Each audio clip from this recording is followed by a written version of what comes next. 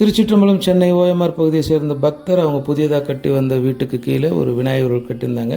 அந்த ஐயாவுக்கு திருவாச்சி அமைக்கணும்னு கூப்பிட்டுருந்தாங்க. நாங்கள் நேரிலே போய் அளவு எடுத்திருந்தோம். சுவாமிக்கு உண்டான அகலம் 16, உயரம் 22, மொத்தம் உயரமே சீலிங் 32 இருந்தனால அந்த இடத்துல கொடை வைக்க முடியாதுன்றதுனால அழகிய திருவாச்சியானது நிறைவாக அமைச்சிருந்தோம்.